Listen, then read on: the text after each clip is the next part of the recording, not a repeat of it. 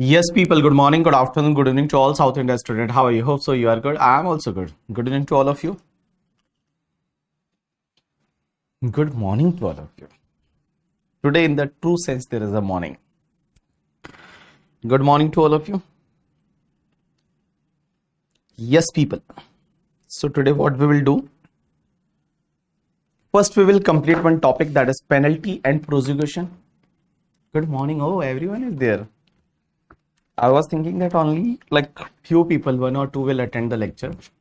But there are good number of students are live. Oh, very nice.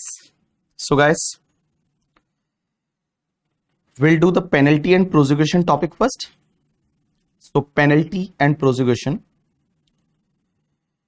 Directly check the page number 102.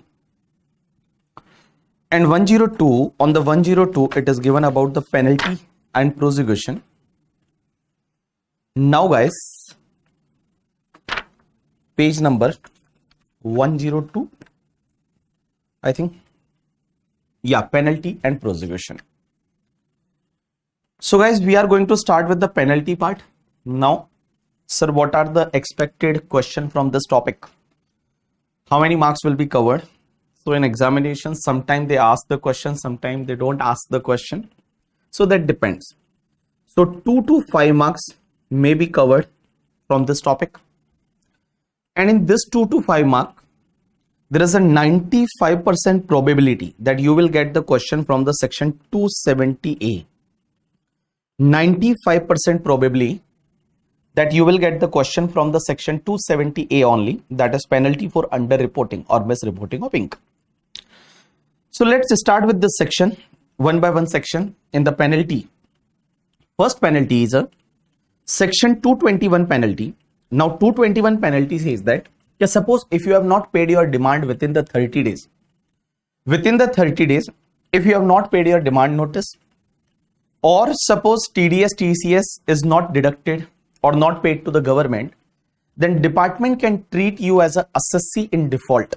And whenever department treat you as a assessee in default, then guys, department will charge the penalty, and that penalty will be the maximum amount of the outstanding, like it is 100% of your arrear amount.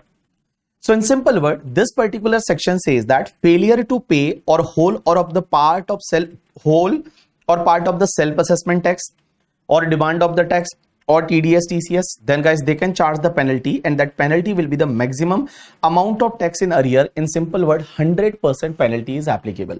So whatever your outstanding amount, on that 100% penalty is applicable, and this penalty will be imposed by the assessing officer.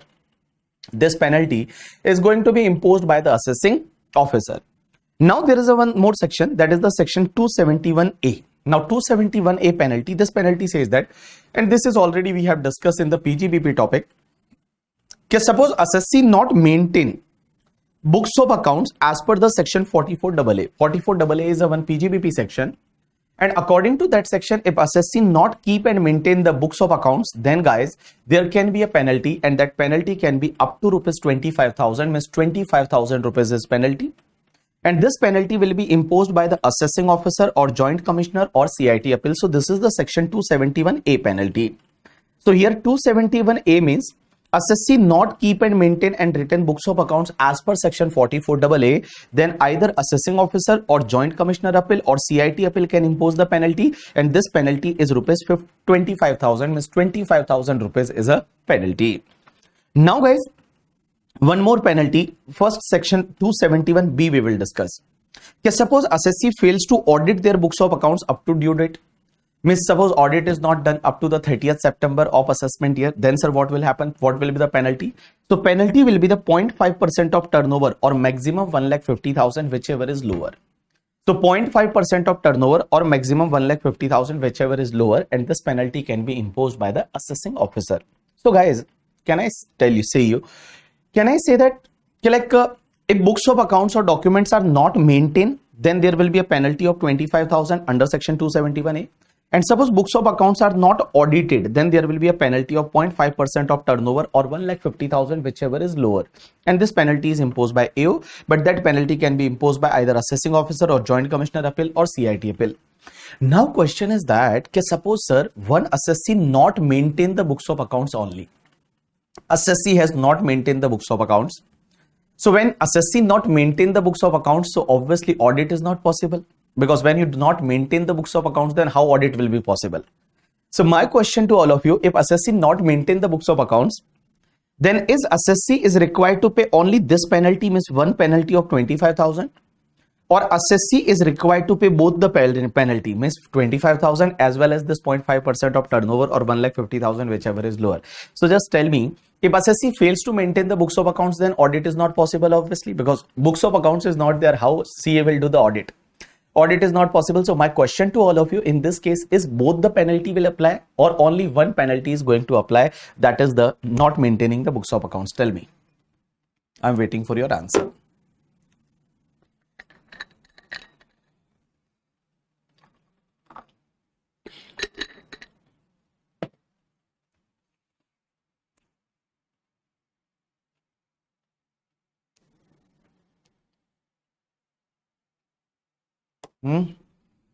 Both or only one?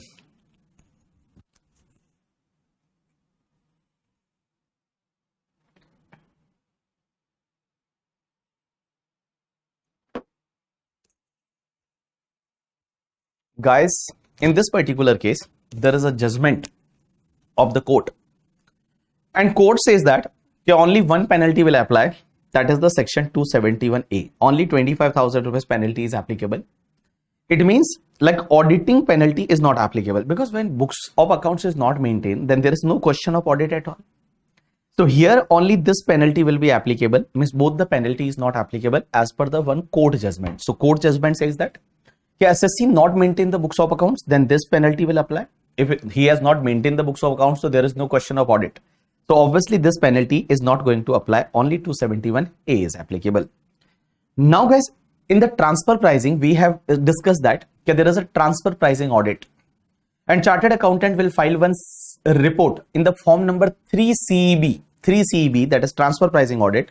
So if assessee fails to do the transfer pricing audit, then section 271BA penalty is there, and that penalty is 1 lakh rupees.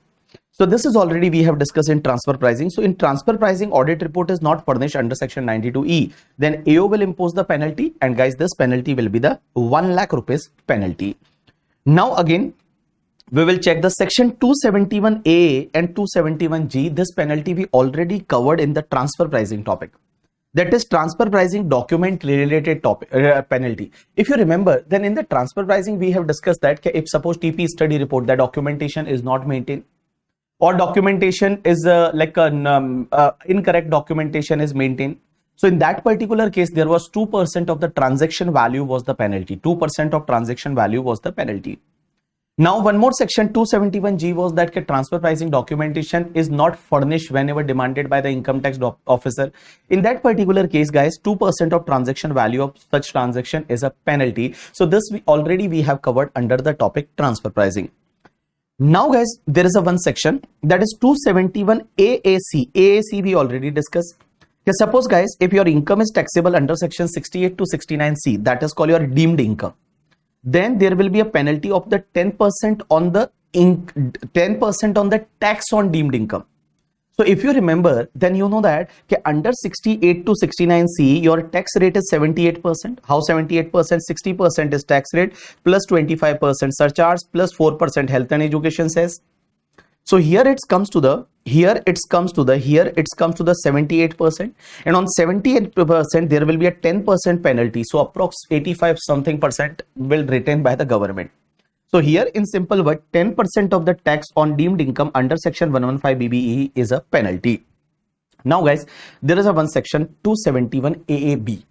Now this 271 AAB, this section is applicable when anything is disclosed in the raid. Suppose search is conducted. Basically, this penalty is applicable only when search is conducted. And in search, you are admitting that you are having some undisclosed income, and that undisclosed income is of the current year or last year for which you have not filed return till now. So you are admitting that this is the undisclosed income, and guys, this undisclosed income is admit in the in the search only, in the raid only, you have admit that okay, this is the undisclosed income, and you specify the manner in which such income was earned. You also mention that how you have earned the income, as well as you pay the taxes and interest on undisclosed income, and you have furnished your return of income declaring the undisclosed income before the due date under section 139(1). Means still suppose due date of return filing is pending, then within that due date you will file the return and you will declare that undisclosed income in that return or period specified in section 148 notice. So under section 148 notice, you know that you have to file the return within the 3 months from the end of the month in which notice was received. So within 3 months you have to file the return. So either in 148 notice response you file the return, in that return you disclose the income, or you have disclosed in the 139(1) return, then guys your 30% of undisclosed income will be the penalty. Here 30% of not a taxes, here 30% of your undisclosed income will be the penalty. But suppose if you have not disclosed in the return of income, you have not admitted and all, then guys your penalty will be the 60% of the undisclosed income, and this penalty will be imposed by assessing officer or CIT appeal. So what I am saying that try to understand, there is a one section 271 AAB penalty. This section says that undisclosed income found under the search. So if there is a search or raid, you can say that, and undisclosed income is found during the search.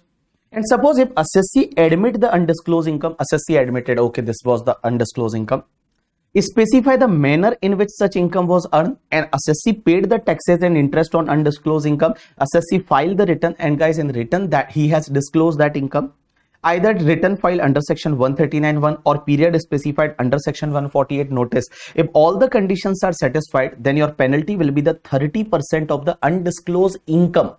Otherwise, your penalty will be the 60% of undisclosed income. So in simple word, always remember, suppose raid is conducted, and in raid, department got the undisclosed income. Suppose assessee admitted that okay, this is the undisclosed income. Assessee also explained the manner in which he has earned the undisclosed income. Assessee paid the taxes along with the interest on the undisclosed income, and assessee filed the return of income under section 139(1) or under section 148 response return, and in that return he disclosed that income, then penalty will be the 30% of the undisclosed income. 30% of undisclosed income will be the penalty. Otherwise guys, 60% of undisclosed income. So suppose if any like income is the income is undisclosed income they found during the search, and assessee is not admitting, and all, if these conditions are not satisfied, means any one condition is also not satisfied, then guys penalty will be the 60% of the undisclosed income. 60% of the undisclosed income. You got my point or not? Yes.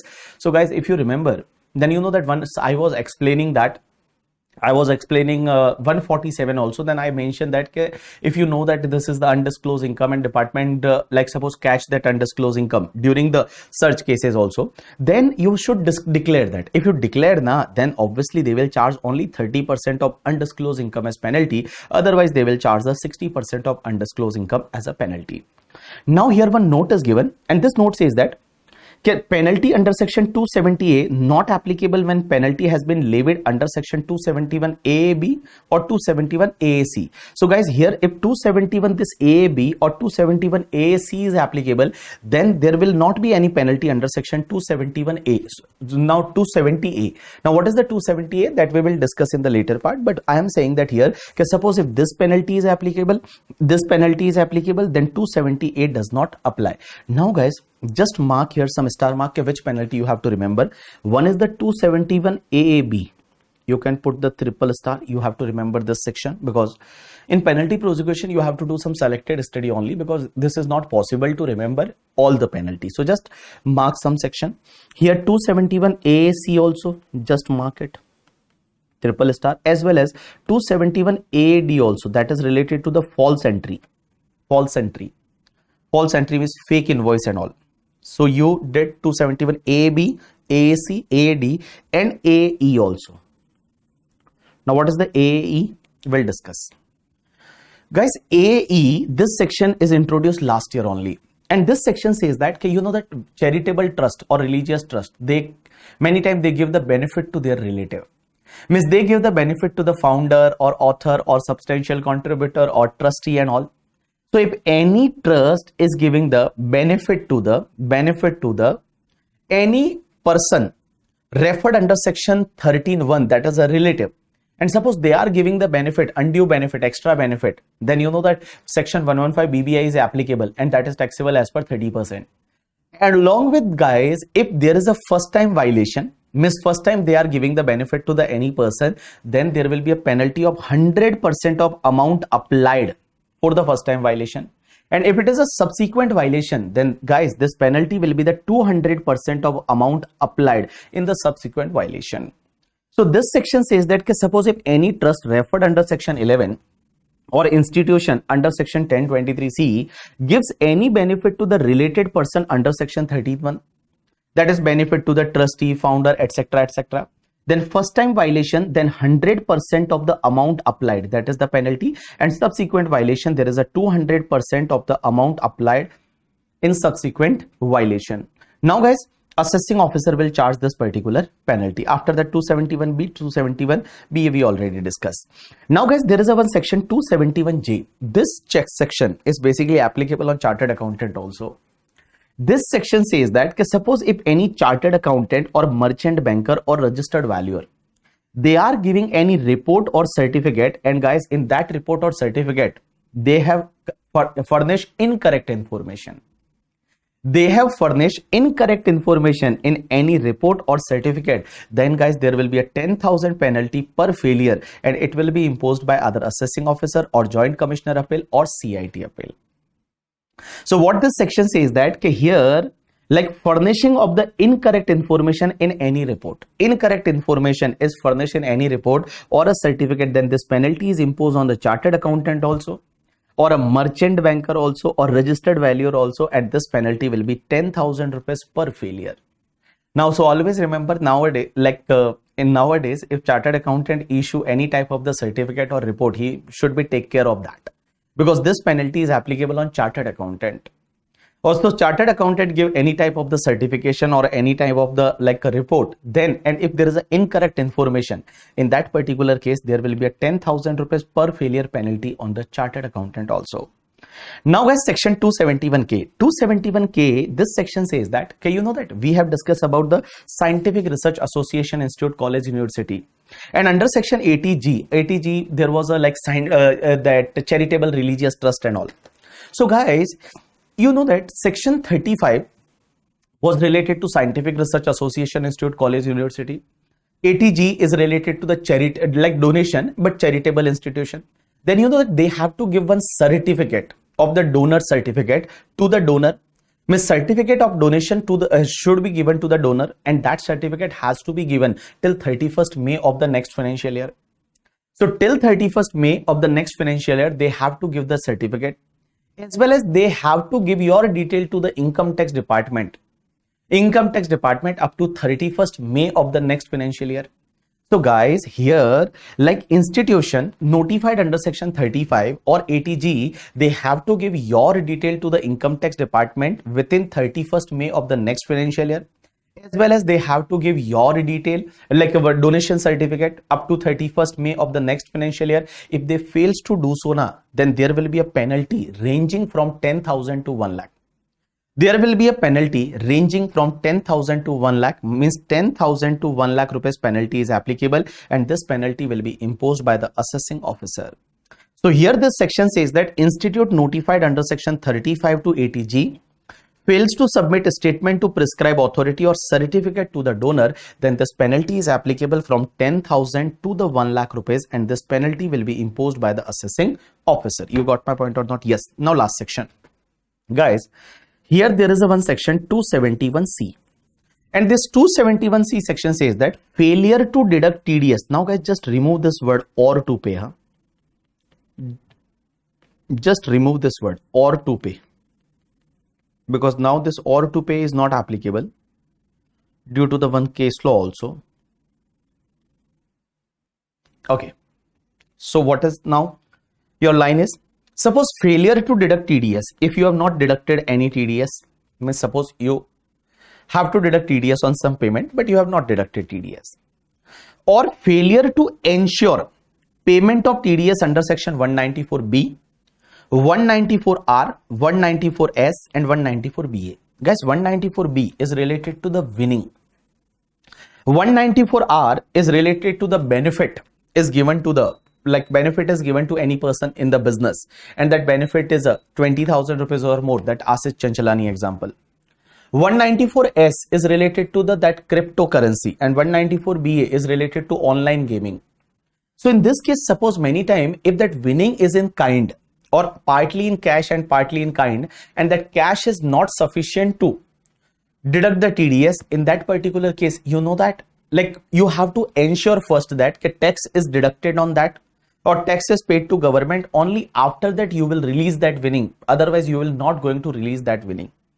So guys, here suppose if you fails to ensure that, or you have not deducted the TDS, then guys, here Joint Commissioner will impose this penalty, and this penalty is 100% of amount of tax which he fails to deduct or pay. You can remove that, or pay you can remove, or ensure payment of the said tax at source. So in simple word, here 100% of the penalty is applicable.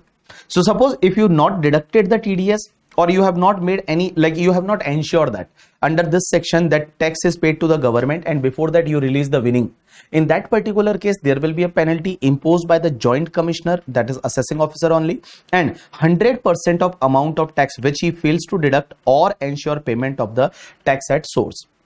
Now guys, here note is given in all the four sections mentioned above, the winnings or benefit or perquisite or consideration for VDA, as the case may be, is wholly in kind or partly in cash or partly in kind, and the part of cash is not sufficient to meet the TDS liability, then you have to ensure that. You got my point or not? Yes, this is the section 271C.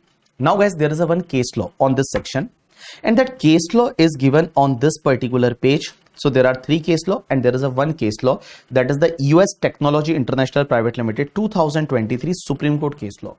And guys, this question was in the examination, this last examination, November 2023, MCQ. There were 2 marks MCQ from this case law, MCQ of the 2 mark. Now question is that, sir, under that section you mentioned that either we have not deducted the TDS, or we have not made any ensure, ensure the assessee fails to do the ensure that tax is paid in this section. Then guys, this penalty is applicable. Now question is that, suppose you have not deducted, you have deducted the TDS, but you paid the TDS to the government late payment. Question is that, is this penalty is applicable or not? Because this penalty is applicable if you fails to deduct the TDS or ensure under this section, then guys, penalty is applicable. Suppose assessee deducted the TDS but paid the tax to government, delay payment to the government after 2 months, 3 months, 4 months, 5 months, 10 months, suppose 1 year after you paid that TDS to the government. Question is that, is this penalty is applicable or not? Answer is no, this penalty is not applicable as per the Supreme Court judgment. Because here it is mentioned deduct the TDS or ensure the TDS on this particular section, then only this penalty is applicable. If you deducted the TDS and not paid to government up to the not paid to the government, then this penalty is not applicable. So here what this point says that, try to understand. Here this is one case law from the Supreme Court. Can penalty under section 271C will be levied for the non-payment or belated remittance of the TDS to the central government? Here guys, the word fails to deduct in section 271C 1A cannot be read as failure to deposit or pay the tax deducted. Therefore, on the correct interpretation of section 271C, no penalty would be leviable under this section on delay in remittance of tax deducted at source after deducting on the time. So suppose TDS was deducted on the time, and if you have deposited late, then this particular section is not applicable. Means guys, here there is no need to pay the penalty. So in simple word, this 271C penalty is applicable only in case of 2 type of failure. One is you fails to deduct the TDS or ensure payment of TDS under section 194B, 194R, 194S, 194BA. Now suppose if you deducted the TDS and paid the TDS to government in the later part, then this penalty is not applicable. Now there may be one doubt in your mind, then why earlier you have written here pay? Guys, what happened basically in the law, if we read the law now, suppose I am showing you the law, Income Tax Act. So you will able to understand here. So section 271C.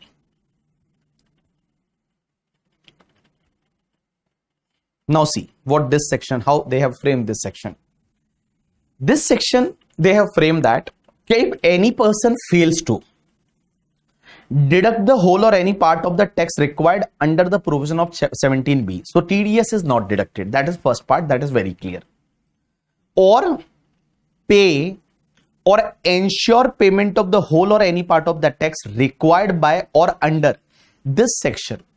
Now guys, pay word was earlier used for this section 1150 subsection 1150, but 1150 was related to the DDT. DDT means dividend distribution tax.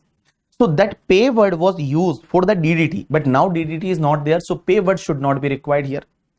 Earlier they used the word pay, and guys, this pay word was for the 1150, and 1150 was related to the DDT. DDT means dividend distribution tax, and nowadays there is no dividend distribution tax, so there is no use of this pay word. That's why we have removed the word pay. So this penalty is applicable in two cases only. Either you have not deducted the TDS, or you have not made ensure that you have tax on this particular, like this 4 section as paid to the government, and before that you have released that winning, then this penalty is applicable at the rate 100% of the 100%, some amount equal to the 100% of the amount of tax which such person fails to deduct. So in that particular case, 100% of TDS amount will be the penalty, and this penalty will be imposed by the Joint Commissioner only. Done. So this is the completion of your penalty part, except one penalty, that is section 270A. So now we are going to start with one penalty, and that is very interesting penalty.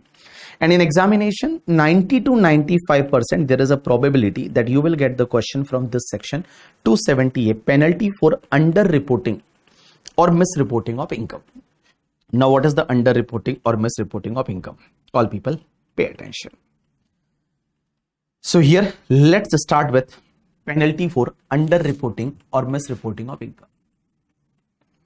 Shiva says that for chartered accountant 10,000 is very less. So how much they should charge? At least 10 lakh. At least 10 lakh. But suppose if there is a new chartered accountant, he is not earning 10 lakh at all in a year, then what will happen? So here, let's start with the next section, and that section number is section 270A, penalty for under or misreporting of income. Penalty for under or misreporting of income. Now under-reporting of income. Under-reporting of income.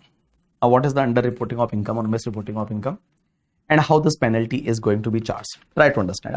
Very interesting section. We will do the 3-4 question from this part. I need your attention.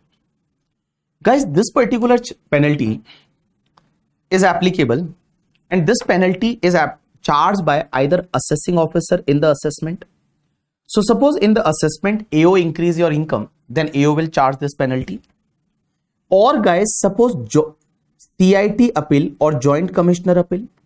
CIT appeal or Joint Commissioner appeal. In the appeal, you know that Joint Commissioner CIT appeal has the power that they can enhance your assessment.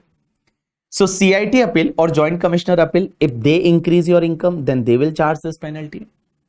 And guys, if bosses did the revision, if you remember, there was a revision under section 263, and under 263 and 264 revision. So under 263 your income can be increased. So under 263, if bosses did the revision, then bosses will charge this penalty, means your CIT or PCIT, this bosses will charge this penalty.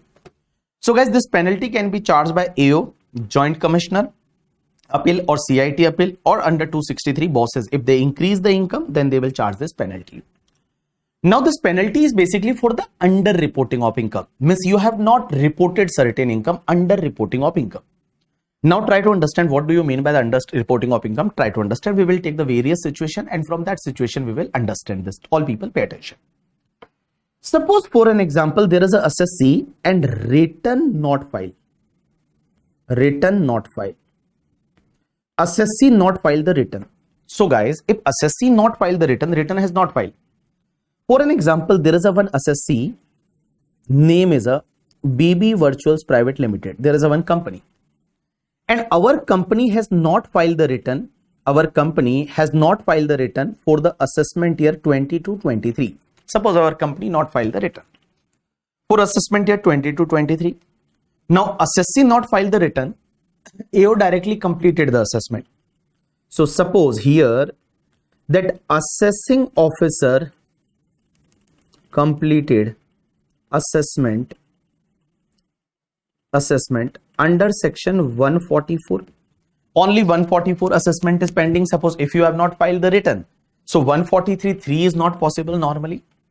AO completed the assessment under section 144. And guys, as per the AO, your assessed income is 20 lakh rupees. Means as per the AO, my assessed income is at my company assessed income is at 20 lakh. Here try to understand, if assessee has not filed the return, I have not filed the return, directly AO completed the assessment, and as per assessment my income is at 20 lakh rupees. Can I say that this 20 lakh rupees of the total income of 20 lakh will be treated as a underreported income? This 20 lakh income is treated as a underreported income. Underreported income is this 20 lakh itself will be treated as underreported income. Now, if this income is an underreported income, then guys, on this underreported income, first you have to calculate the tax on underreported income. Tax on underreported income. So tax on URI underreported income. Now on the 20 lakh, how you will calculate the tax? So can I say that suppose company tax rate is at 25%. So 25% is tax rate. So 20 lakh multiplied by 25% is a 5 lakh. Plus 4% health and education cess. So I can say that 5,20,000 is basically tax on the underreported income. Now guys, if your case is of the underreported income, then penalty will be whatever the tax amount na, on that tax amount there will be 50% penalty. If this case is of the underreporting only, if it is a underreporting, then penalty will be the 50% of the tax on underreported income. But guys, suppose if your case is of the misreporting income means intentionally you did something misreporting, intentionally you did some fraud and all. If there is a case of the misreported income, then guys, your penalty will be the 200% on the tax on underreported or misreported income. So guys, I can say that here your 5,20,000 is a tax. So on 5,20,000, 50% comes to the 2,60,000. So either your penalty will be 2,60,000 or your penalty will be 10,40,000. So here if it is an underreported case, then penalty will be only 2,60,000, and if there is a misreported case, then penalty will be the 10,40,000. So what I am saying that try to understand, guys, there is a one assessee has not filed the return at all. If assessee has not filed the return at all, AO completed the assessment and AO says that your income is at 20 lakh. Now you have not filed the return. It means total 20 lakh was underreported. Total 20 lakh was underreported, and on 20 lakh, this is called your underreported income. On that 20 lakh, you will charge the tax, and this is the tax amount. Guys, if it is an underreported case, then 50% will be your penalty, and if it is a misreported case, then 200% will be your penalty. If 50% in case of underreporting, 200% in case of misreporting, now what will be fall in the misreporting, that we will discuss in the later part, so don't worry about that. I will explain you. Now just remember what is the penalty on the underreported income under section 270A. If there is a underreporting case, then guys, penalty is a 50% of the tax on underreported income, and if there is a misreporting case, then 200% of the tax on misreported income. Now one more point, guys, suppose instead of the BB Virtuals Private Limited, there is a one assessee, that assessee name is Miss Meghna.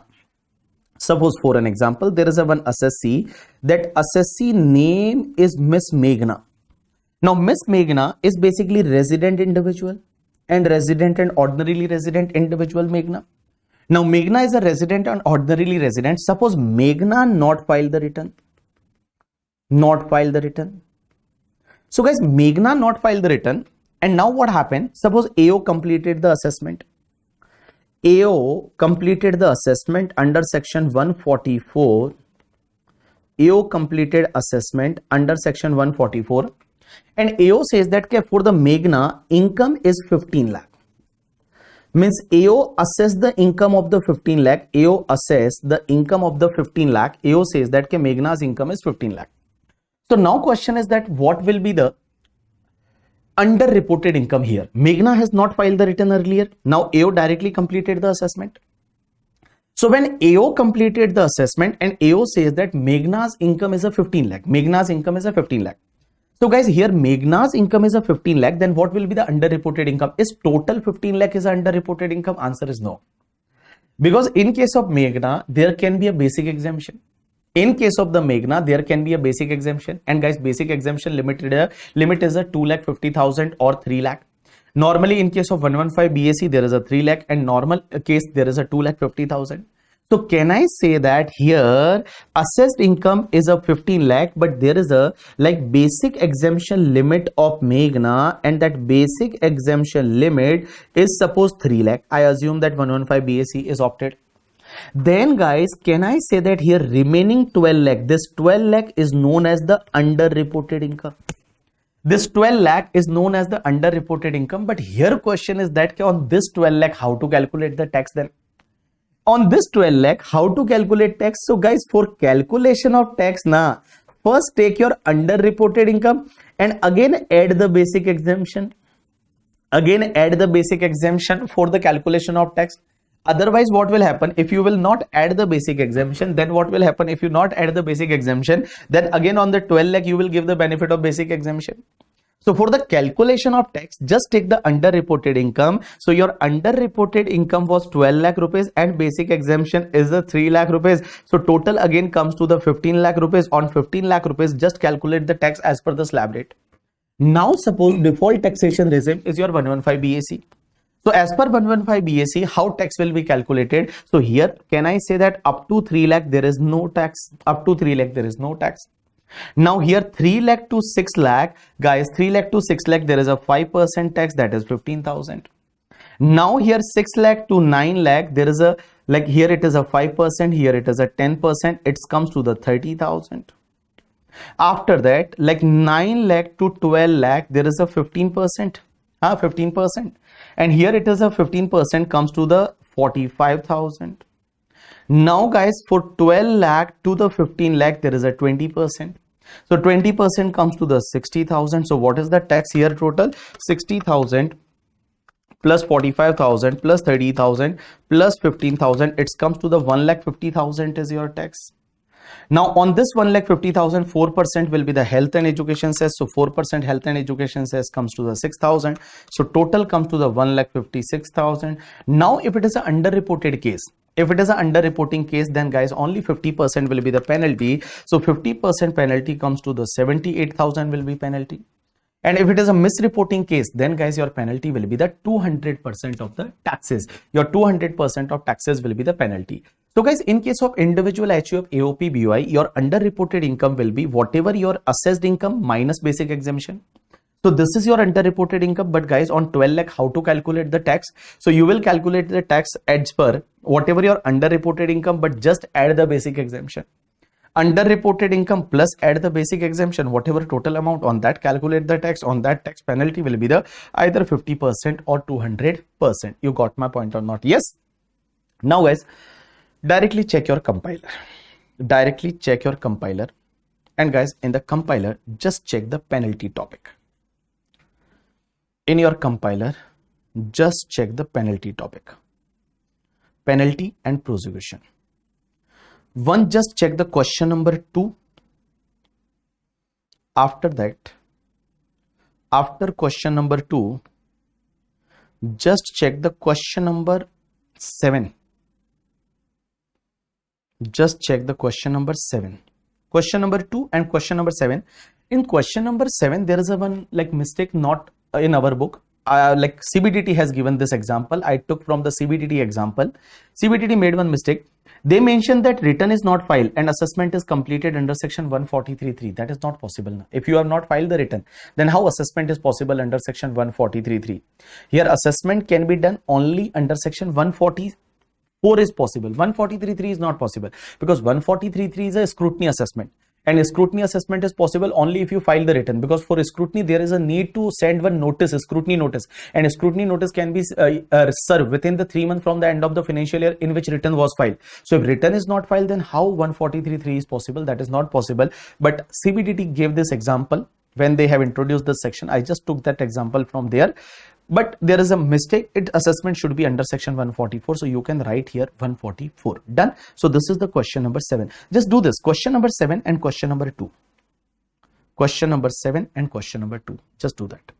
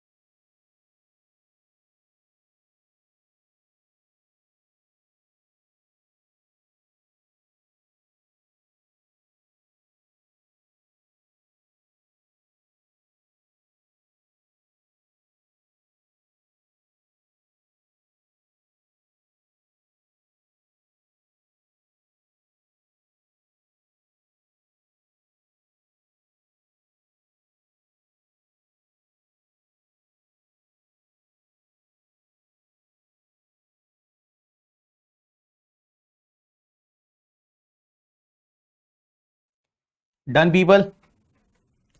Done, people. Say done. Done, done, done, done.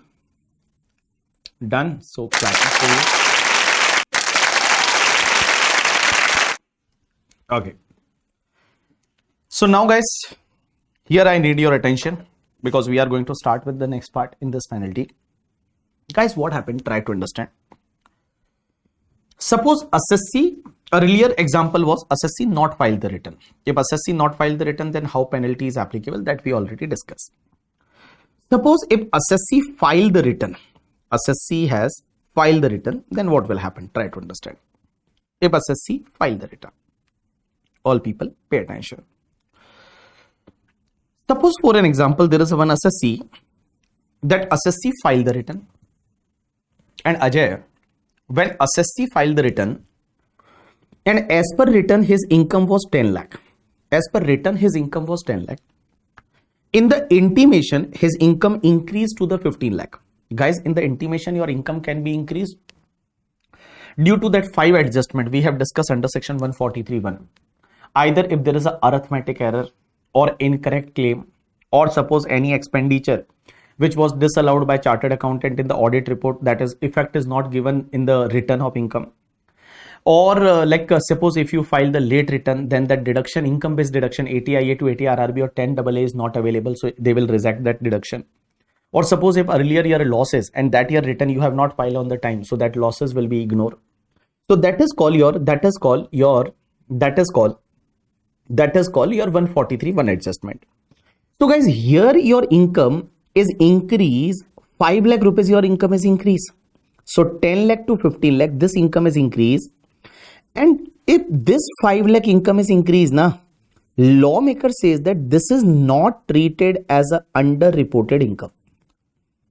This is not treated as a underreported income. So this 5 lakh is not underreported income. Means whatever adjustment is made in the 143(1), this is not underreported income, Shiva.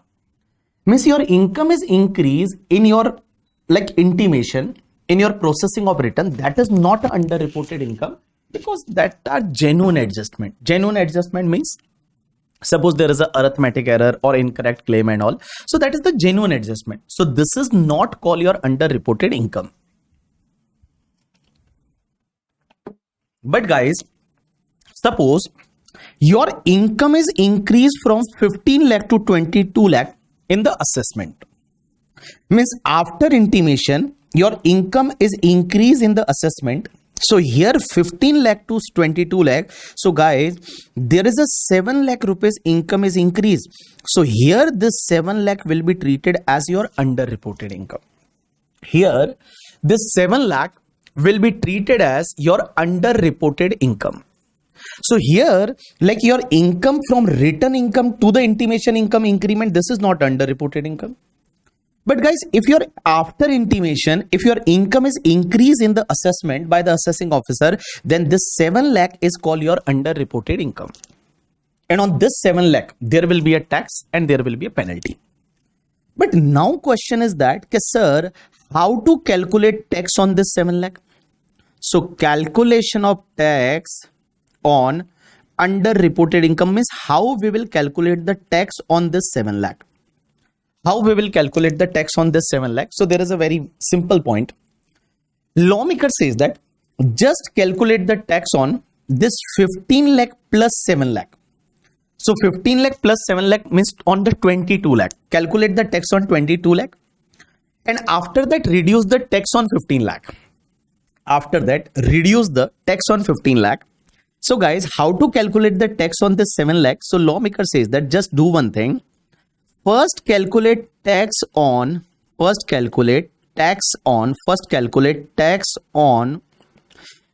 15 lakh plus 7 lakh. Means calculate the tax on this 22 lakh. Calculate the tax on this 22 lakh. Calculate the tax on this 22 lakh. And guys, after that, reduce the tax on 15 lakh. Whatever tax on 15 lakh, just reduce that. That remaining will be treated as your tax on this 7 lakh. Tax on this 7 lakh. Example. Suppose this assessee name is, suppose BB Virtuals Private Limited is one company and company tax rate is 25%. So what I will do? First, I will calculate the tax on this 22 lakh rupees. So on 22 lakh rupees, 22 lakh multiply by 25% comes to the 5,50,000 plus 4% comes to the 5,72,000. So here guys, 5,72,000. And guys, on 15 lakh multiply by 25% plus 4% comes to the 3,90,000. So can I say that 5,72,000 minus 3,90,000, it comes to the 1,82,000. That is your tax on 7 lakh. And guys, on this tax, there will be a penalty of the 50%, and that penalty of 50% will be, you can say that 91,000 will be your penalty. Here 91,000 will be your penalty, and in case of the misreporting of income, there will be a penalty of the 200% of the 1,82,000. So this is very simple. Okay, guys, suppose after intimation, your income is increased.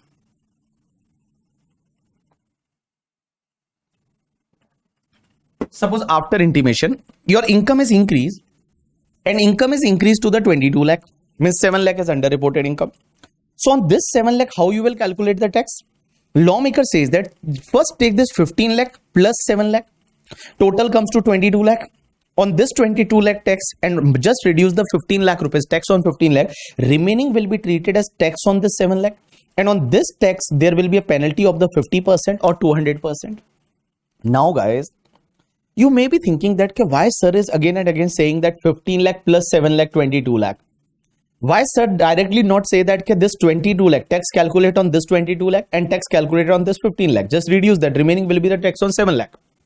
I can say that, but guys, there is a one tricky point that I will explain you in the later part. So before that, just that's why I am saying that whatever your income in the intimation, just add the intimation in the income in intimation plus underreported income. It's 22 lakh only. Effectively, it is a 22 lakh. So tax on 22 lakh and minus tax on this 15 lakhs, the remaining will be the tax on this 7 lakh. And guys, whatever the tax on that tax, there will be a 50% penalty if there is a underreporting. Now guys, suppose this assessment was earlier done under section 143(3). Now AO found some undisclosed income. AO found some income escaping. And what happens? Suppose AO completed the assessment. AO completed the assessment under section 147. If AO completed the assessment under section 147, means reassessment is there. I can say that reassessment. So for an example, guys, there is a reassessment. And in reassessment under section 147, suppose assessee income raised to the 30 lakh rupees. Assessee income is a 30 lakh. Then question is that now sir, it will be underreported income or not? Answer is yes. Here your 8 lakh will be treated as underreported income. Here your 8 lakh will be treated as underreported income. Here your 8 lakh will be treated as your underreported income. Now how to calculate tax on this 8 lakh? So guys, can I say that it's very simple. How to calculate this tax on 8 lakh? It's very simple. So on the tax on 8 lakh, how we will calculate? First calculate the tax on 22 lakh plus 8 lakh and minus tax on 22 lakh. So guys, on the 30 lakh, what could be the tax? So guys, first we will take the 30 lakh, multiply by 25% comes to 7 lakh 50,000 plus 4%. It's a 7 lakh 80,000. So 7 lakh 80,000 is your tax on the 30 lakh. Now minus tax on 22 lakh. So 22 lakh multiply by 25% plus 4%. It comes to the 5 lakh 72,000. So just reduce this 5 lakh 72,000. So here 7 lakh 80,000 minus 5 lakh 72,000. So 2 lakh 8,000 is your tax on that 8 lakh. And guys, on 2 lakh 8,000, there will be a 50% of the penalty in case of underreported income and 200% penalty in case of the misreported income. So it's very simple. How to calculate tax on this 8 lakh? First calculate the tax on 22 lakh plus 8 lakh. Effectively, it is on the 30 lakh. And minus tax on the 22 lakh. So you will get the tax on 8 lakh. And on that 8 lakh, whatever the tax, on that tax, there will be a 50% penalty. So it's very simple. Try to understand. Again, I am repeating. What happened? Suppose there is a one assessee. Assessee filed the return at 10 lakh. His intimation income is a 15 lakh. This will not be treated as underreported income. If income is increased in the intimation, this is not underreported income. Now guys, suppose your income is increased in the assessment. Yes, it will be treated as underreported income. And here 270A penalty is there. And guys, on this 7 lakh tax, how you will calculate the tax on 7 lakh? So lawmaker says that first take the tax on 15 lakh plus underreported income, that is 22 lakh only, and reduce the tax on 15 lakh. So you will get the tax on the 7 lakh, and on that tax there will be a penalty of 50% or 200%. Second is, in reassessment, suppose your income is increased to 30 lakh. In the reassessment, your income is increased to the 30 lakh. And when your income is increased to the 30 lakh, your income is basically increased to the 30 lakh, then guys, here 8 lakh is underreported income. And here 8 lakh is underreported income. Then guys, how to calculate tax on 8 lakh? Just calculate tax on 30 lakh minus tax on 22 lakh. So that you will get the tax on the 8 lakh. Now there is a one question to all of you. Try to understand. All people pay attention. What happens? Suppose for an example, there is a one company. That company name is a BB Virtuals Private Limited. There is a one company. that company name is a BB Virtuals Private Limited. Now what happened? Try to understand. Now you will answer my question. Suppose guys, our return income as per ROI, we have declared the 20 lakh rupees losses, negative income. Now in the intimation under section 143(1), also there was a 20 lakh rupees losses. Means intimation there is no change, so losses of 20 lakh. Now suppose AO made the assessment under section 143(3) and AO reduce our losses to the 8 lakh. AO says that now your losses are 8 lakh. Earlier we declared the losses of the 20 lakh in the return. In intimation also it was 20 lakh. But in the assessment, suppose our losses are reduced to 8 lakh. My question to all of you, here there is a case of underreported income, because in our assessment your income is increased, that is called underreporting. But my question to all of you, what will be the amount of underreported income? Can you tell me? Here what will be the amount of underreported income? Because earlier you declared the losses of 20 lakh, intimation losses was 20 lakh, and in assessment your losses came to the 8 lakh. My question to all of you, what will be the tax or what will be the underreported income? Underreported income, tell me. So can I say that earlier your losses was 20 lakh and now your losses are 8 lakh. So can I say that there is a 12 lakh is a underreported income? If I am correct or not? So can I say that here 12 lakh is treated as your underreported income? This 12 lakh is your underreported income. 12 lakh is your underreported income. 12 lakh is your underreported income. And guys, but now question is that how to calculate tax on this 12 lakh? How to calculate tax on this 12 lakh? That is one tricky point. Okay, how to calculate tax on this 12 lakh, Meghna? So how to calculate the tax on this 12 lakh? So sir, earlier what we have discussed, just calculate tax on this amount minus tax on this amount, but both amount are in negative. So it is not possible to calculate tax on the minus 20 lakh as well as minus 8 lakh. So lawmaker says that in this case, just do one thing. Whatever your underreported income now, just assume this is your this is only the income, and just calculate tax on the 12 lakh. Just calculate tax on the 12 lakh. Just calculate tax on the 12 lakh. So here guys, on the 12 lakh, 25% is tax rate. So 25% is tax rate. So directly we will calculate the tax on 12 lakh, 25%, it comes to the 3 lakh plus 4%, it comes to the 3,12,000. So 3,12,000 is our tax payable. 3,12,000 is our tax. So tax on underreported income is a 3,12,000. 3,12,000 is my tax liability. So my tax liability is a 3,12,000. Now this is for the penalty purpose. Now on this 3,12,000 guys, here 50% will be the penalty. So 1,56,000 I think. 50%, 1,56,000. Yeah. So 1,56,000 is your penalty in case of underreported income. You got my point or not? Now one more point. Suppose in reassessment under section 147, my earlier there was a 8 lakh losses. Now this 8 lakh losses converted into 5 lakh profit. Now tell me, what is my underreported income?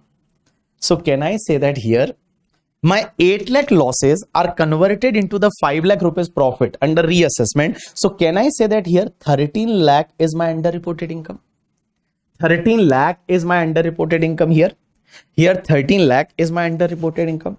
So here 13 lakh is my underreported income, and on this 13 lakh guys, now whenever your losses are converted into income or losses are reduced, in this particular case guys, whatever your underreported income, just assume that is your income and just calculate the tax on 13 lakh. Here just calculate the tax on 13 lakh, Shiva. So on this 13 lakh, what will be the tax rate? 25%.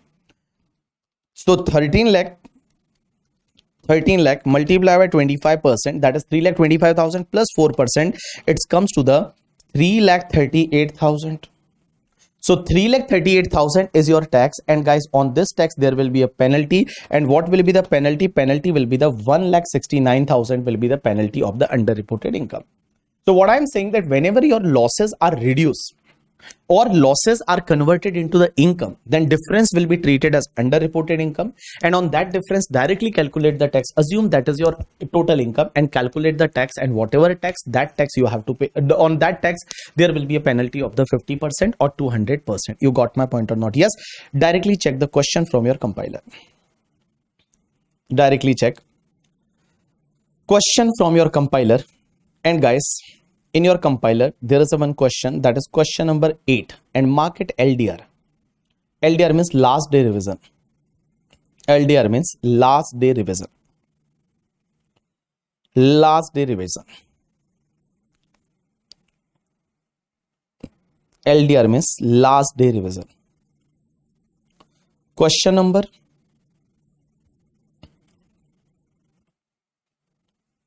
8 is your last day revision LDR. Yes, people. So just check question number 8. What happened in here? Pay attention. What would be the penalty leviable under section 270A in case of following assessee if none of the addition or disallowance made in the assessment or reassessment qualify under section 270A6? Now, what is the 270A6? That we will discuss. Don't worry about that. And the underreported income is not account of the misreporting. There is no misreporting, so penalty will be the 50%. And this underreporting is not qualify as 270A6. Now, what is the 270A6? That we will discuss in the later part. Now, guys, as per the written income, your income was 35 lakh, and as per the intimation, your income is 45 lakh. So there is a 10 lakh increase in the income. This 10 lakh increase in the income is not underreported income. This is not underreported income. Now, after 45 lakh, your income is raised to 62 lakh. So guys, here 62 lakh minus 45 lakh, it comes to the 17 lakh. Is this 17 lakh is treated as your underreported income or not? Answer is yes. This 17 lakh is treated as your underreported income. So on this 17 lakh, how you will calculate tax? First calculate tax on the 62 lakh plus 45 lakh plus 17 lakh, it's 62 lakh, and minus tax on the 45 lakh. Remaining will be the tax on underreported income. Now suppose in the reassessment your income is increased to the 81 lakh. So here guys, 81 lakh minus 62 lakh, it comes to the 19 lakh. So is 19 lakh is treated as your underreported income? Answer is yes. So 19 lakh, how you will calculate the tax? So just calculate the tax on the 81 lakh and minus calculate the tax on the 62 lakh. Tax will be on the 19 lakh, 50% will be your penalty. Now guys, here this is the firm. So in case of firm, tax rate is a 30%. Now Beta Limited is an Indian company and turnover for the previous year 21-22 is a 430 crore. So tax rate will be 30% here in case of company also. Now guys, this 12 lakh to 6 lakh losses, this is not underreported income, but 6 lakh to 12 lakh, here it is a 4 lakh is underreported income. On 4 lakh you will calculate the tax, and on that there will be a penalty. And guys, 2 lakh to 6 lakh, here there will be underreporting income of the 8 lakh. So 8 lakh is underreported income. Directly calculate tax on the 8 lakh. So question number 8 as well as the question number 9, both question mark as a IMP or LDR, and just do both the question. Just check the solution of both the question, and if you have any doubt, then you can ask me. Just do both the question.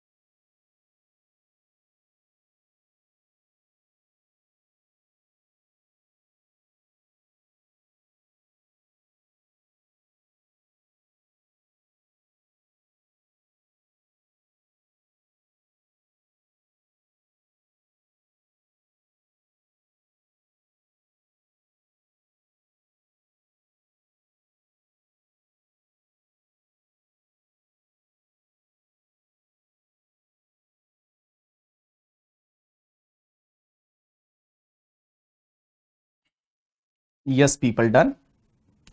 Done both the question or still doing?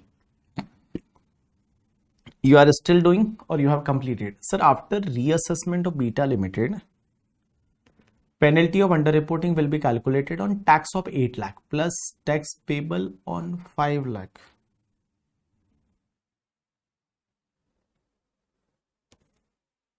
Yeah, tax payable on 6 lakh. Yeah. Underreporting penalty will be calculated on tax on 8 lakh only, na? Here, underreported penalty will be on the tax on 8 lakh, but actually you will pay the tax only on the 6 lakh this time. Here, you will not pay any tax. Means here, this change, you will not pay any tax in the real life, but you will pay the penalty. Answer is yes.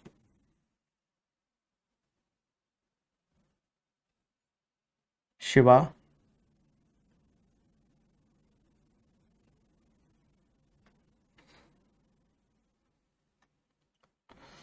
Ajay, Shiva, Meghna.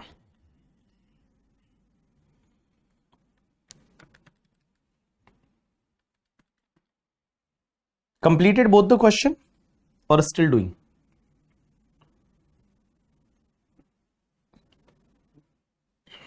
Question number 8 and 9. Completed or still doing?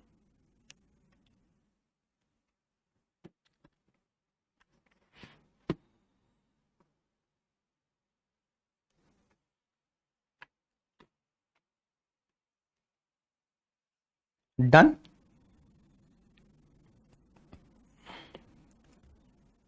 Yes, guys. Now just check your book. Compact. Just check your book.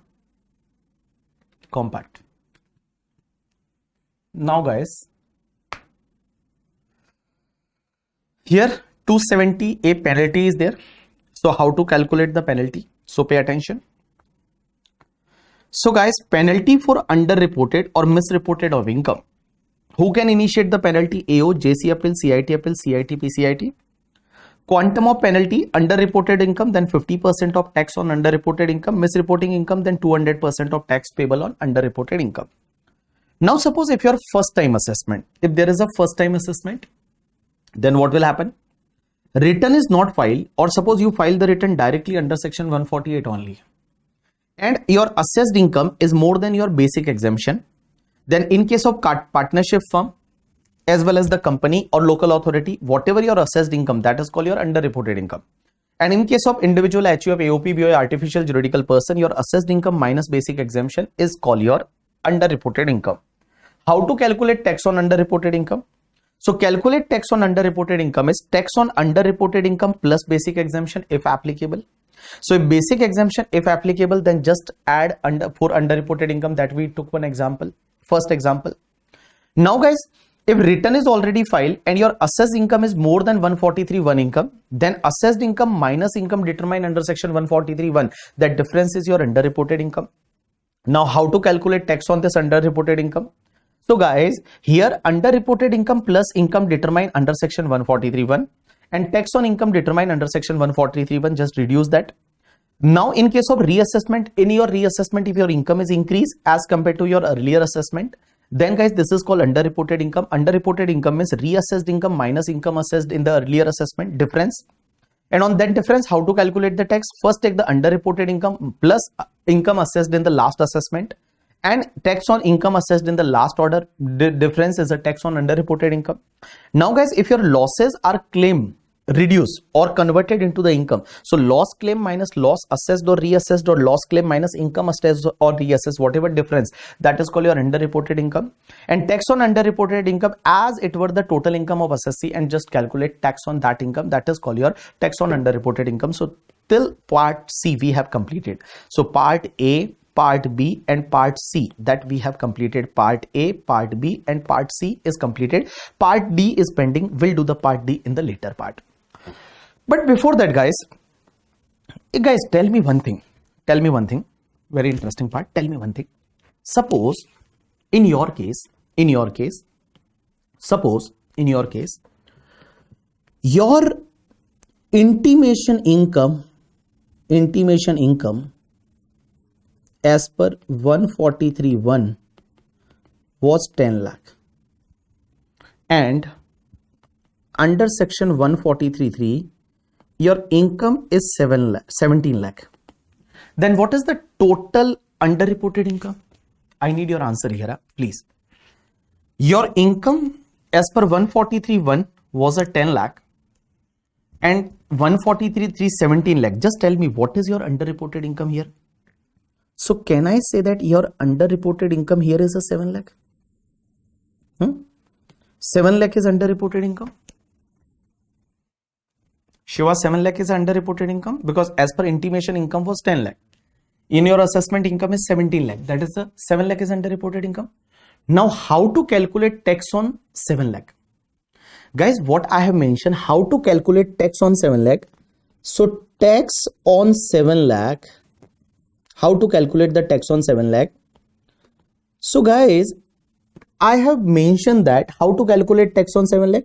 Can I say that first calculate tax on 10 lakh plus 7 lakh, that is 17 lakh, and minus just calculate the tax on 10 lakh. That only I told you now.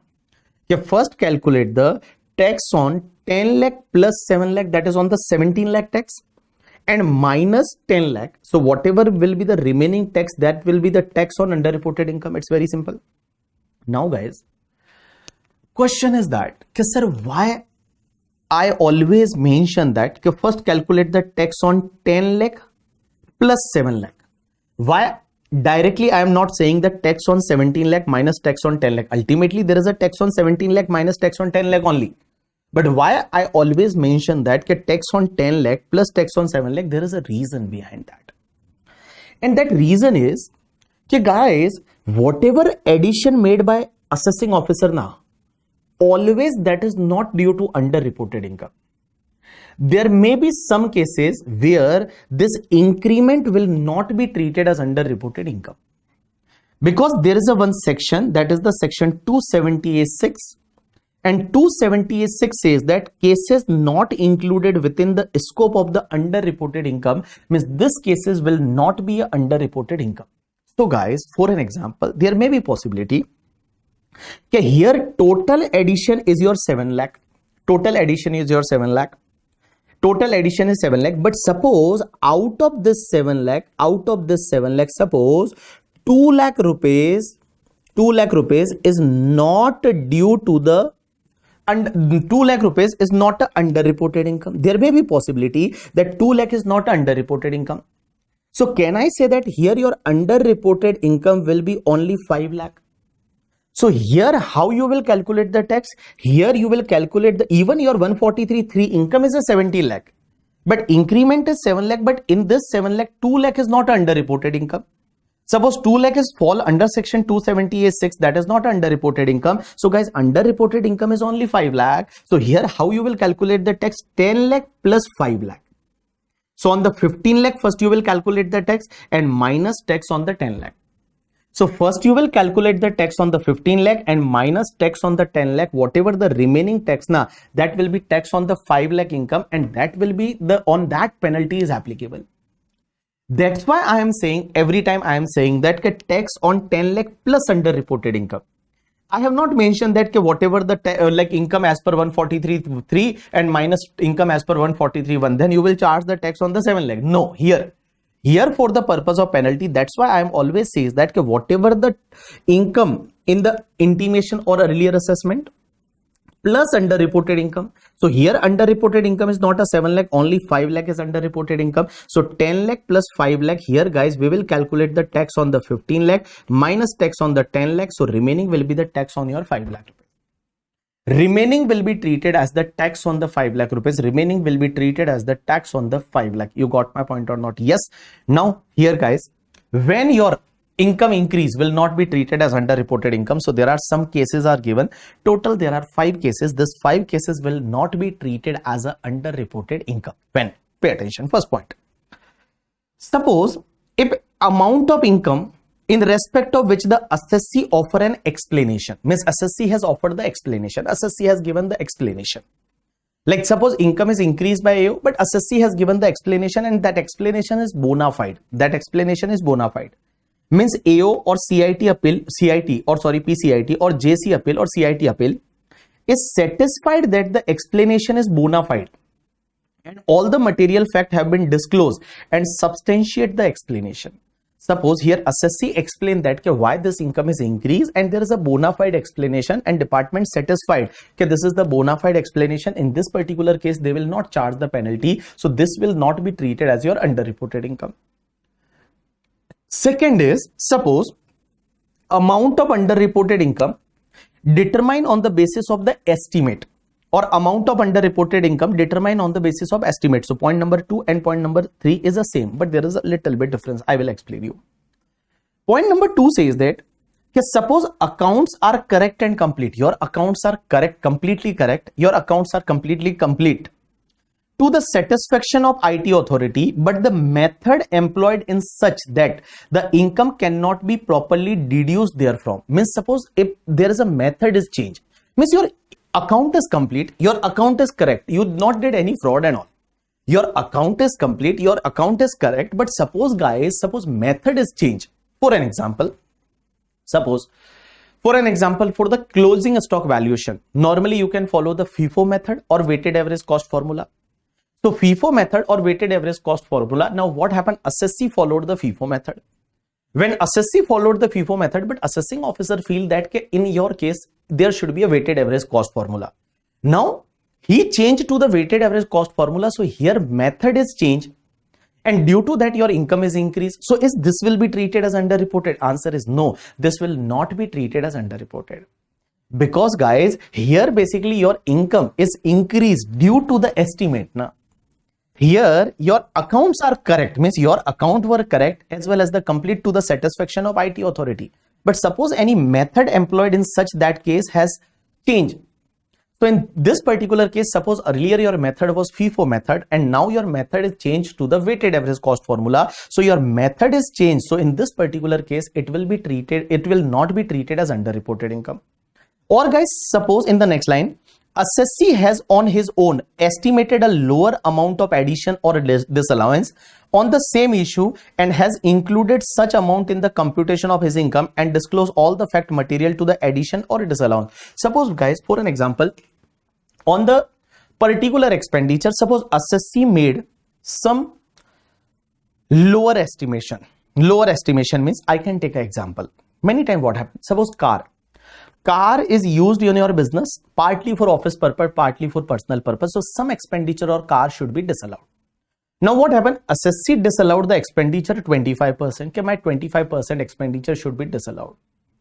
But assessing officer says that no, your car is used higher in your personal purpose. So I will disallow the 30% expenditure.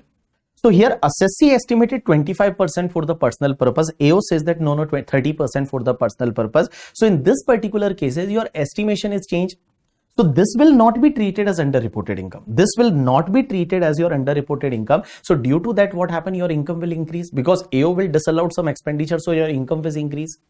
So here assessee has on his own estimated a lower amount of addition or disallowance, or on the same issue has included the amount in the computation of his income and disclose all the fact material to the addition or disallowance. And guys, suppose AO changed the estimation and this is only purely on the estimation basis, then guys, it will not be treated as underreported income. Now one more point. Point number 4. Suppose amount of underreported income represented by any addition made in the conformity with arm's length price determined by the TPO. TPO means transfer pricing officer. Suppose TPO made any adjustment, means TPO made any adjustment and due to the TPO order, if your income is changed. Due to the TPO order, if your income is changed, then guys, it will not be treated as underreported income because a TPO order here where assessee has maintained the information and document. Suppose assessee maintained the information and document means TP study report is maintained by assessee. Declare all the international transaction also. He disclose all the material fact relating to transaction, but suppose there may be possibility TPO change the method. Guys, you follow the CUP method, but TPO says that no, in your case, there should be a transactional net margin method. Or suppose in your case, there will be a resale price method.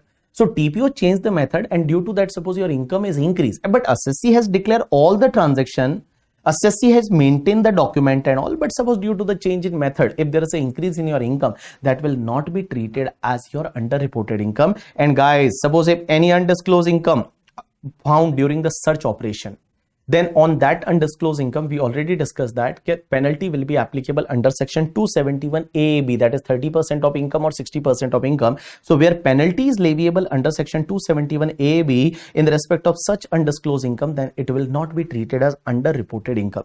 So guys, this is one section 270A6. This section says that in this 5 cases, there will not be any underreported income. First is assessee submitted explanation, and that explanation is bona fide. Second is second and third is related to estimation is change.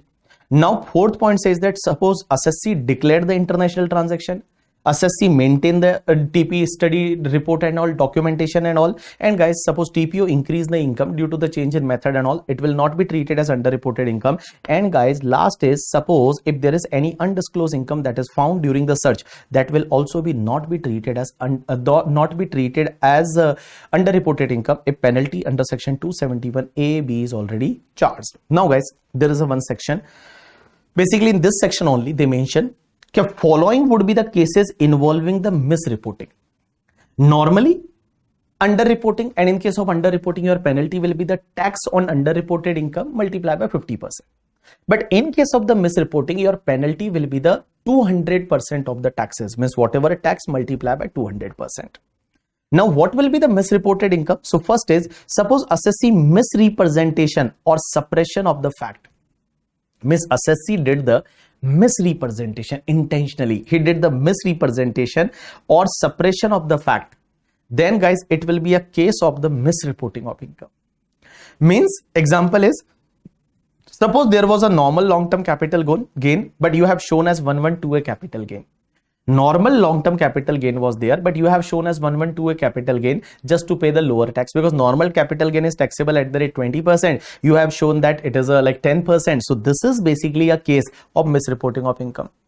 Second is failure to record investment in your books of accounts. Suppose you have not recorded the investment in your books of accounts, then AO discovered that investment, then it will be treated as misreported income. Third is claim of expenditure not substantiated by the evidence. Means you claim some expenditure and guys, there is no evidence at all. So in simple word, if you suppose for an example, you have taken the bogus bill, that is called your claim of expenditure, but not substantiated by any evidence. Now recording of any false entry in books of accounts, that is bogus expenditure you have recorded, or failure to record any receipt in books of accounts having bearing in total income, means there should be sales should be recorded, but suppose you eliminate the sale, you have not recorded the sale. So it will be case of the misreporting, or failure to report any international transaction under transfer pricing chapter. But suppose if you fail to record the international transaction, then it will be the case of the misreporting of the income. And wherever guys, if there is a misreporting now, then your penalty will be the 200% of the taxes instead of the 50%. Means penalty will be the 4 time will be the penalty. So 200% of taxes instead of the 50%. So here guys, misreporting case will be like this 5-6 cases.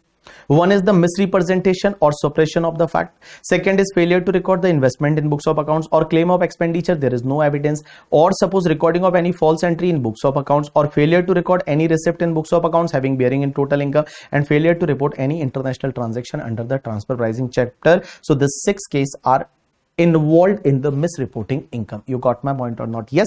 So this is the one part. Now guys, this penalty of the underreporting or misreporting can be waived also, or can be reduced also once in the lifetime if CIT or PCIT feel that. So guys, here there is a one section 273A, and 273A, what this section says, try to understand. Suppose CIT, PCIT has power to reduce or waive the penalty under section 270A if he is satisfied that even in case of misreported income or underreported income, here guys, this power is given to the CIT or PCIT. They have power to reduce the waive this penalty, but when they will reduce or waive, try to understand here. Assessee has voluntarily made the full and true disclosure of all the fact relating to his income in the good faith even before detection by the AO. So suppose assessee has disclosed the full or true disclosure of all the fact of his income in the good faith even before detection of the same by the AO. Assessee has cooperated with the department in any inquiry and he has paid the applicable taxes along with the interest in full. And guys, above relief is available to the assessee only once in the lifetime. And CIT PCIT can reduce or waive the penalty without approval from higher authority if income was up to 5 lakh, but they have to take the higher authority approval, that is CCIT, PCCIT, DGIT, PDGIT, where income is more than 5 lakh. So guys, this section says that in the lifetime, once you can, like you know that once you can ask to reduce or waive your penalty under section 270A, you should apply to the CIT PCIT. Now guys, here some conditions are there. Assessee cooperated with the department. Second is assessee paid the applicable taxes along with the interest, and assessee fully disclosed the income before deduction of the AO. So in this case guys, if there is a underreported, misreported penalty that will be waived or reduced. But guys, this option is available only once in the lifetime. And if it is total income is up to 5 lakh, then CIT PCIT will not take any approval from their bosses. But suppose if the income is more than 5 lakh, then they have to take the approval from their bosses before waive or reduce the penalty under section 270A. So guys, if you remember in the 147, when I was explaining 147, and then I mentioned that in the 148 return, just declare the income. If you know that this will be like catch by the department, then just declare the income, because after that they will charge the higher penalty. And guys, if penalty is charged, then you can ask to waive also, and they may waive. If it is a first time in the life, they may waive also, and they may give the immunity from the penalty. But this section is applicable only once in the lifetime. Now guys, there is one more section, that is the 270AA. This section is applicable like all the time. Every year this section is applicable. And guys, this section, under this section, you can get the immunity from imposition of penalty or prosecution under reported income. Only here under reported income, not a misreported income. Assessee file the application to the AO. Okay, sir, please, for grant of immunity of penalty under section 270A and prosecution if he paid the taxes along with the applicable interest within the time limit as per notice of demand and does not file any appeal against the order of AO. So suppose AO passed the order, AO passed the penalty order, you receive the penalty order. Now, if you receive the penalty order, then after that, just request to the AO, okay, sir, please waive this penalty now. Just like give me immunity from penalty and prosecution. I will not file any appeal, and I have paid the taxes along with the interest and all, whatever mentioned in your demand notice. Then guys, this immunity will be granted by the assessing officer.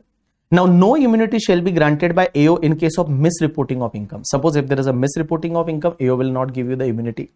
Now, application has to be made within 1 month from the end of the month in which the order of AO is received. So when you receive the order of AO, within the 1 month from the end of that month, you have to file the application. And AO has to pass an order accepting or rejecting application within the 1 month from the end of the month in which application is received, after providing assessee opportunity of being heard.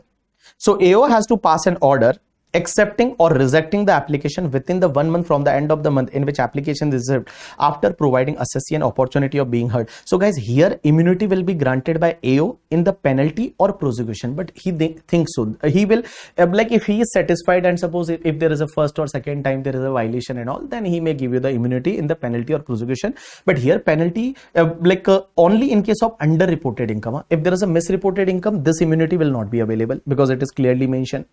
And guys, you just made the application and say that, okay, sir, I already paid the taxes along with the interest and all, and I will not file any appeal against your order. Sir, I just request you just give me the immunity. Then in this particular case, AO may give you the immunity. But guys, in this particular case, section 273A, penalty here immunity is granted by the CIT PCIT even in case of misreporting of income. And here guys, here immunity is given only once in the lifetime, but this is for the every year you can request. But if they feel, and you mention that you will not file any appeal and all, in this particular case, here immunity may be granted by the assessing officer, and here it is the CIT PCIT done. Only some part of is pending, that is the part D is pending, but that we will do after break. So now you have 10 minutes break. Just enjoy your break for the 10 minutes, and after that we'll start with the next part of the penalty, that is part D, and some prosecution part is pending. Okay.